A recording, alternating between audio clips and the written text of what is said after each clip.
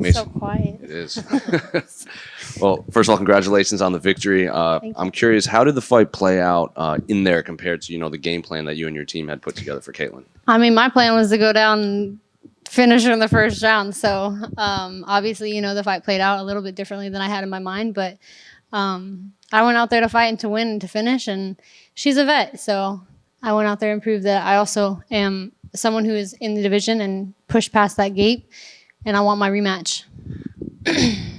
Well, you obviously came out red hot in that first round looking for the finish. At any point in that round were you like, all right, I need to step back for a second and kind of, not blow my load so quickly, and this might turn out to be a 15-minute fight?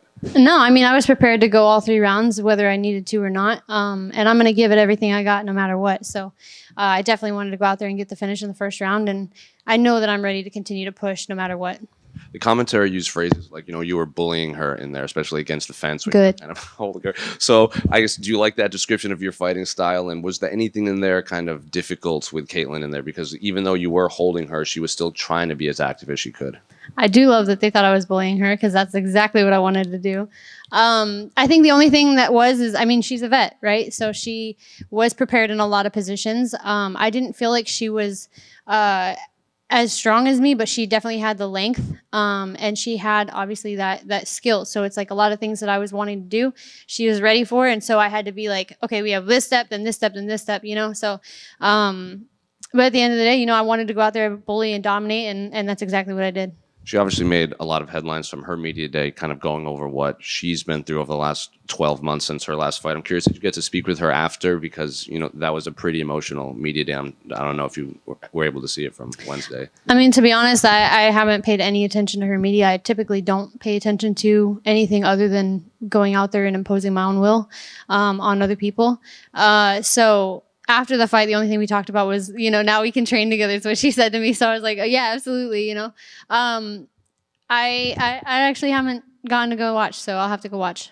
And you obviously you want that rematch with Alexa, but it was also announced that she's coaching the Ultimate Fighter with Valentina. So are you willing to maybe wait, or do you want to be active? Do you want to be on that card as maybe a backup just in case? What would you like the rest of your year to look like? Yeah, I think that given that it was announced that they're going to be having the trilogy, most likely, I definitely want to be the backup for that fight.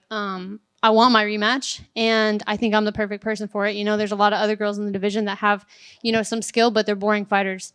And I'm not a boring fighter, and I know that would be the main event, and that would be a title fight for sure. And it'd be a great one. So there's a big story behind that too. The rematch with Alexa Grasso would be huge. I don't know if I would necessarily wait. I don't. That's something I have to talk to Dana and Mick and Hunter and everyone about. So we'll be figuring that out soon.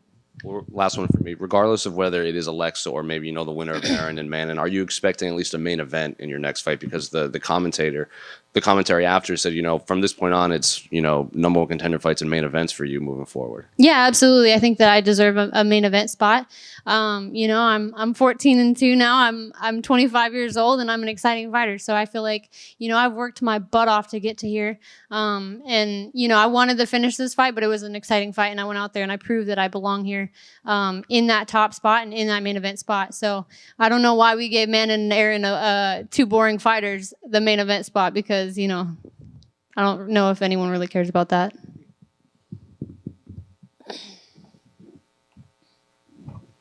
Basically, just a quick one right here. We saw JoJo retire tonight. She actually fought in the first women's flyweight fight in the UFC against Valerie Letourneau back in the day.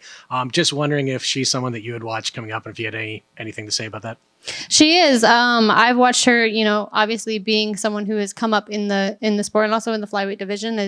I used to watch JoJo. I actually was a huge fan of hers before I was even fighting. And so to see her continue to fight and then also now retire she's a cool person, and I've hung out with her a few times, and I've gotten to be around her a few times. So I think that it's great. She had a great career, and she's definitely an inspiration to all female fighters. So I congratulate her on her entire career. Thank you. Thank you.